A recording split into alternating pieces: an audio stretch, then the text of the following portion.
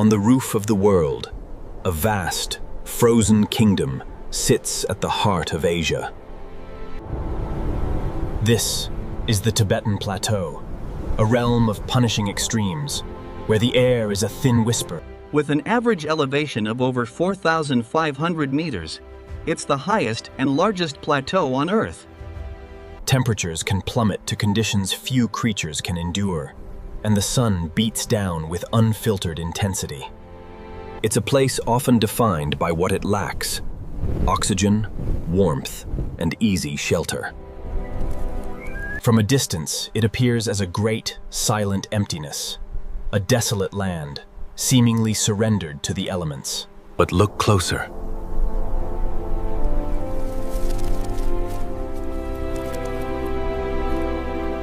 In this frozen sanctuary, a hidden world of extraordinary survivors thrives against all odds.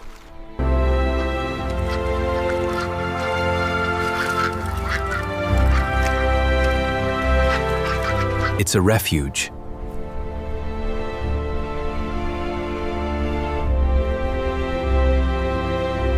It is one of the last places on our planet where life, in its most resilient and spectacular forms, endures.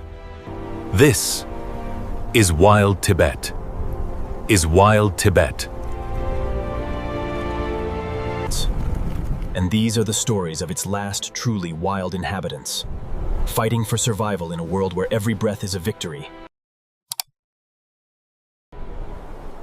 The Qinghai Tibet Plateau is often called the Third Pole, and for good reason. Outside of the Arctic and Antarctic, it holds the largest mass of ice in the world, locked away in over 46,000 glaciers. These frozen rivers are the lifeblood of Asia, the source of the continent's greatest rivers, the Yangtze, the plateau's immense scale and altitude even create their own weather systems, shaping climates far beyond its borders. But for the life that exists here, this is a world of constant challenge. The air at these altitudes can contain as little as 6% of the oxygen available at sea level. Solar radiation is fierce and unrelenting. The growing season is brutally short, a fleeting window for plants to capture the sun's energy. And the cold is a persistent, life-threatening reality. Survival here isn't a matter of comfort, it's a matter of ingenious adaptation. Every living thing, from the smallest blade of grass to the largest mammal, has been sculpted by these pressures over millennia. This harshness is precisely what makes it a refuge. The sheer difficulty of existing here has, for centuries, kept it isolated from the relentless expansion of the human world. This plateau is one of the world's most vital biodiversity hotspots. Home to thousands of plant species, it is a bastion for the rare, the endangered, and the specialized. But this refuge is more fragile than it appears. The third pole is warming at a rate roughly twice the global average. The glaciers are retreating, the permafrost is thawing, and the delicate balance of this entire ecosystem is under threat. The story of life in Tibet is a drama playing out on a ticking clock, a race for survival at the top of the world. To understand the creatures that call this place home, you first have to understand the land itself. While habitats elsewhere have vanished, the high-altitude steppes and stark, rocky peaks of Tibet have remained a sanctuary. If any single creature embodies the spirit of this high-altitude refuge, it's the snow leopard. Known as the ghost of the mountains, it's one of the most elusive and mythic predators on the planet. To see one is a privilege granted to very few. They are the apex predator of this realm, a keystone species whose presence signals the health of the entire ecosystem. Perfectly adapted to this extreme world, the snow leopard is a masterpiece of evolution. Its body is stocky, with short, powerful limbs ideal for navigating steep, rocky terrain.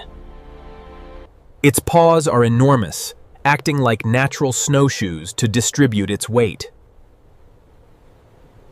But its most defining features are its coat and its tail. The fur is exceptionally dense and smoky-gray, patterned with dark rosettes that provide flawless camouflage against rock and snow. This coat offers unparalleled insulation against the biting cold. Its tail, incredibly long and thick, is a multi-purpose tool. It serves as a fat storage device, a warm scarf to wrap around its face while resting, and most importantly, a rudder for balance. Snow leopards are masters of stealth. They are solitary hunters, moving with a silent patience that is both beautiful and terrifying. Their primary prey are blue sheep and ibex, hardy herbivores that share this mountain habitat.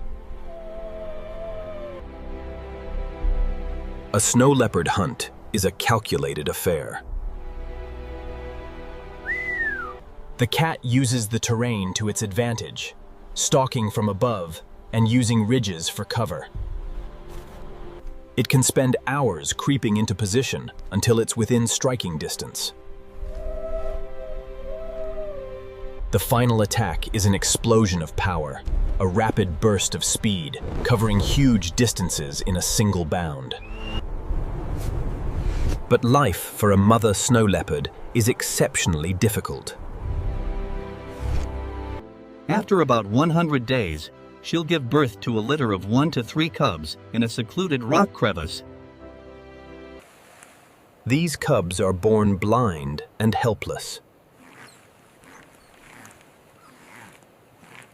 For the next 18 to 22 months, she must teach them everything they need to know to survive. She must hunt for them and protect them from other predators like wolves.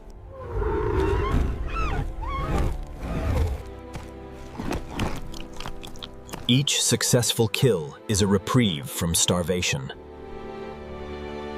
But hunts often fail. A missed opportunity can mean a long, hungry wait. For decades, the ghost of the mountains was itself becoming a ghost. Now classified as vulnerable on the IUCN Red List, the species has been pushed to the brink by poaching for its beautiful pelt and by human-wildlife conflict. As herders move livestock into leopard habitat, retaliatory killings have taken a heavy toll. Yet, here in Tibet, there is hope. A massive conservation effort is beginning to show results. China, home to an estimated 60% of the world's snow leopard habitat, has made their protection a national priority. Vast protected areas have been established, like Sanjiangyuan National Park, a region now believed to be a critical stronghold for the species. Crucially, these efforts are increasingly collaborative, involving local Tibetan communities who have coexisted with snow leopards for centuries. In some areas, women-led initiatives create handmade products to sell, with profits tied directly to conservation pledges. These women commit to preventing poaching and protecting grazing-free areas for wildlife. Pastoralists are also working with scientists, using their deep, traditional knowledge to help monitor leopard populations. Infrared cameras, installed in remote valleys with the help of herders, are revealing the secret lives of these cats, providing invaluable data for their protection. The snow leopard's story is one of resilience.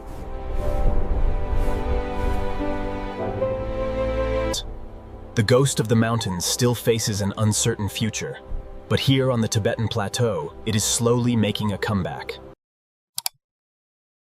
Descending from the sheer peaks of the snow leopard's domain, we encounter another icon of Wild Tibet, the wild yak. This is a creature of immense power, the untamed ancestor of the familiar domestic yak. The largest bulls are truly colossal, standing nearly 2 meters tall at the shoulder and weighing over a ton. Covered in a thick, shaggy coat of dark hair that can hang so low it nearly touches the ground, the wild yak is built for the Tibetan winter. This dense fur provides insulation against the brutal cold of the open plateau, which they inhabit at elevations between... Like all life here, they're masters of high-altitude living. Their large lungs and oxygen-rich blood allow them to thrive in the thin air. Their metabolism is incredibly efficient, enabling them to survive on sparse grasses, which they often find by digging through snow. Wild yaks are social animals.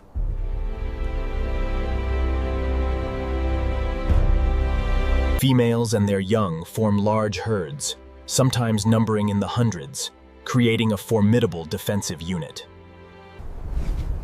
The bulls often live alone or in small bachelor groups. When threatened by their main natural predator, a pack of Tibetan wolves, the females will form a protective circle around their calves, horns facing outwards.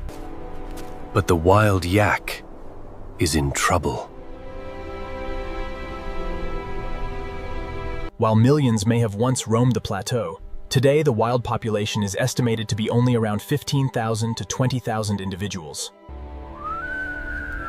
Classified as a vulnerable species, they face a trio of modern threats. The first is habitat loss.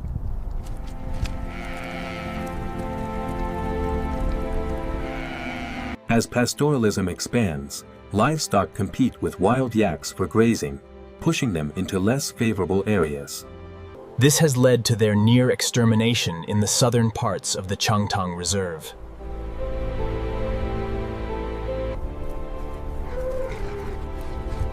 The second threat is genetic.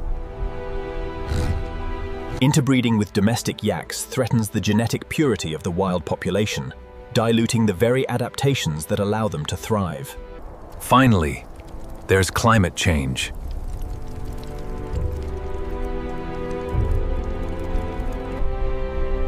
The warming plateau alters the grasslands the yaks depend on, leading to desertification. Despite these pressures, there is hope, centered on Tibet's vast protected areas. The Changtang National Nature Reserve is home to almost half of the entire global population of wild yaks. Here, protection from illegal hunting has allowed some populations to stabilize. However, this success brings its own challenges, as growing wild yak numbers increase the potential for conflict with pastoralists. Growing wild yak numbers increase the potential for conflict with pastoralists.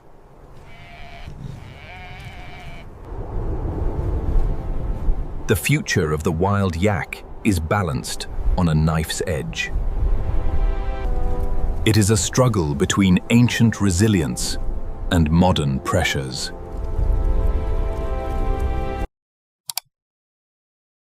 While the snow leopard and wild yak may be the headliners, they share the stage with a rich cast of other survivors. The biodiversity of the Tibetan Plateau is staggering, a testament to evolution's creative power.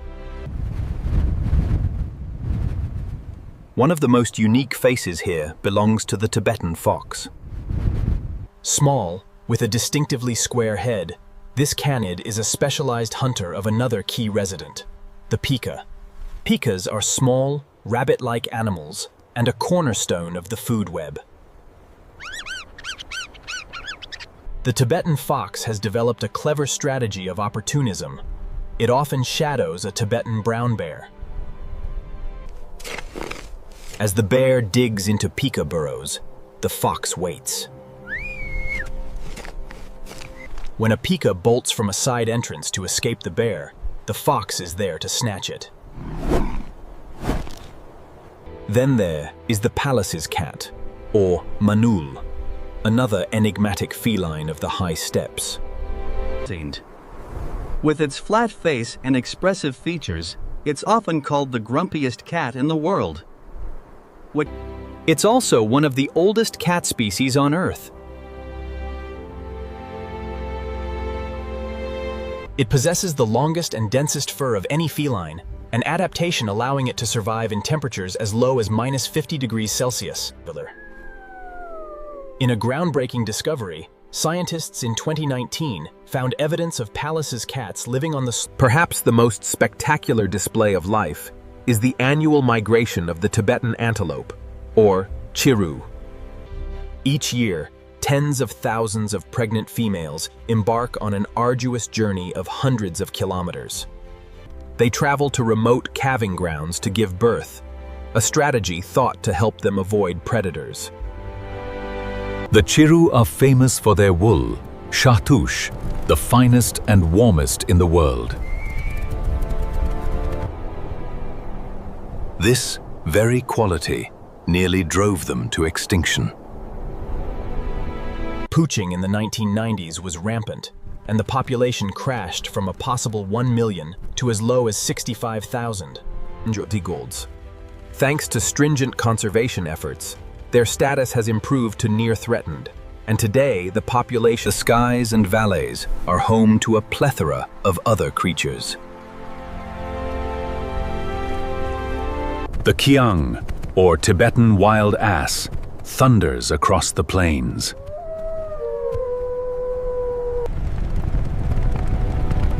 The lithe Tibetan gazelle darts across the grasslands. Birds like the giant black-necked crane and the bar-headed goose, which migrates over the Himalayas, add to the tapestry. Even the plant life is extraordinary, with an estimated 12,000 native species. Cushion plants grow low to the ground to resist the wind and trap heat. This incredible array of life is interconnected in a complex web, a delicate balance that makes the plateau a living laboratory of evolution.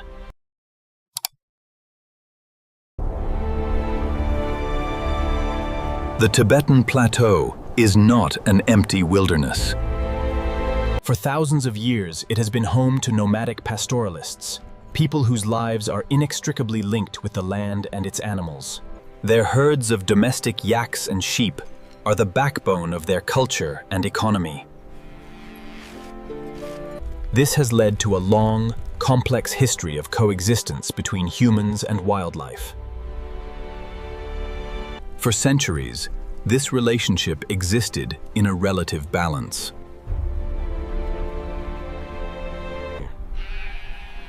The vastness of the plateau allowed enough space for both wild herds and domestic livestock. Predators were a part of life, a risk managed with vigilance and traditional wisdom. In the modern era, however, that balance has become strained. A growing human population and shifting land use policies have intensified the pressures on the fragile ecosystem. The expansion of livestock grazing puts pastoralists in direct competition with wild herbivores for the best pastures. And as livestock move further into wild territories, encounters with predators like snow leopards and wolves naturally increase. This leads to human-wildlife conflict. For a nomadic family, the loss of even a single yak can be a significant economic blow, which can lead to retaliatory killings.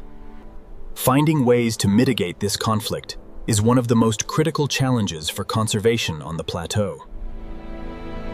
Yet, it's these very communities that are providing some of the most innovative solutions. Conservation is shifting away from a model that excludes local people and towards one that embraces their role as essential stewards. Scientists are now working with herders to design predator-proof corrals. Community-based insurance schemes are being explored to compensate families who lose animals, reducing the incentive for retaliation.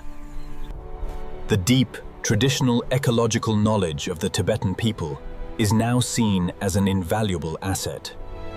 Herders possess intimate knowledge of animal behavior and the local landscape that can take scientists years to acquire. By partnering with these communities, conservation becomes more effective and sustainable. The story of conservation in Tibet is evolving into a story of partnership, recognizing that the future of this refuge, The Tibetan Plateau, stands as a monument to life's tenacity. it's a high-altitude ark, a sanctuary where species pushed out of other regions continue to roam free.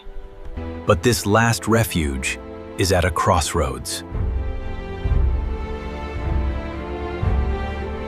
The very isolation that protected it is being breached by a global threat that respects no borders: climate change. The third pole is on the front line of our planet's climate crisis. It's warming at roughly twice the global average rate, triggering a cascade of consequences that threaten to unravel the entire ecosystem. The glaciers, Asia's great water towers, are in retreat. In the short term, their melting can increase the risk of floods, but the long-term prognosis is grim. As the glaciers shrink, the year-round water supply for billions of people could be jeopardized. For the wildlife of the plateau, the impacts are immediate.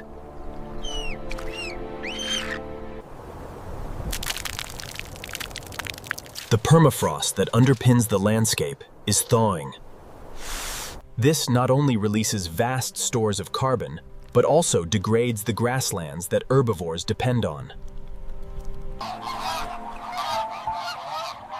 Wetlands are shrinking.